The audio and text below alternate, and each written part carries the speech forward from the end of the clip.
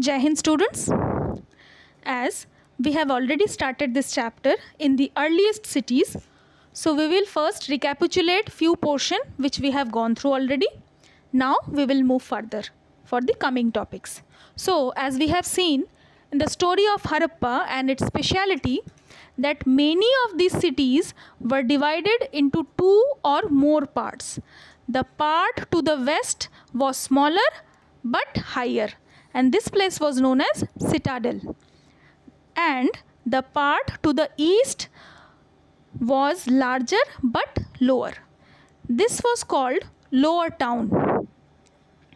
In some of the cities, special buildings were constructed on the citadel.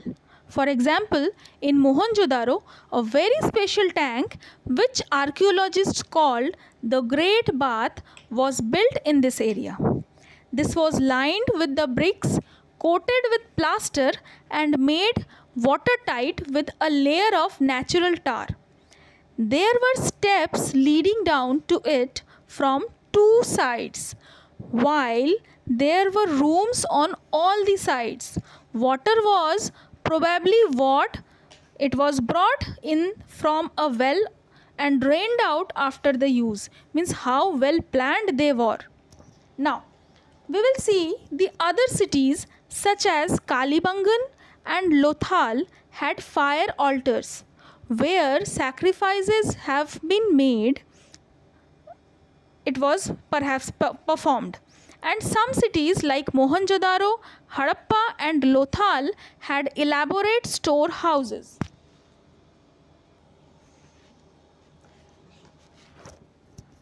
Now we will talk about houses, drains and streets at the same time. Generally, houses were either one or two stories high, with rooms built around a courtyard. Most houses had a separate bathing area, and some had wells to supply water. Many of these cities had covered drains that we have already studied. And now we need to notice that how carefully these were laid out.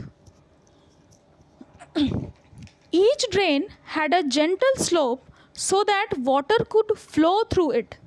Very often, drains in houses were connected to those on the street, and smaller drains led into the bigger ones. As the drains were covered, so inspection holes were provided at intervals of each drain to clean it out. Now it's the time to take a look into the life in the city. Now, as we know that a Harappan city was a very busy place. There were people who planned the construction of special buildings in the city. These were probably the rulers. It is likely that the rulers sent people to the distant land to get precious stones, metals and other things which they wanted. There were scribes too. People who knew how to write, means the learned people, they used to help to prepare the seals and perhaps wrote on other materials that may have not survived yet. We don't have any kind of evidence. Besides that, there were men and women, craft persons, making all kinds of things either in their homes or in the special workshops. Means they also had factories. Many terracotta toys have been found from these sites, and it is assumed that children must have played with these toys. Now we will see the creation. New crafts in the city, how creative they were, that we will talk about. Most of the things that have been found by archaeologists are made of stone, shell and metal, including copper, bronze, gold and silver.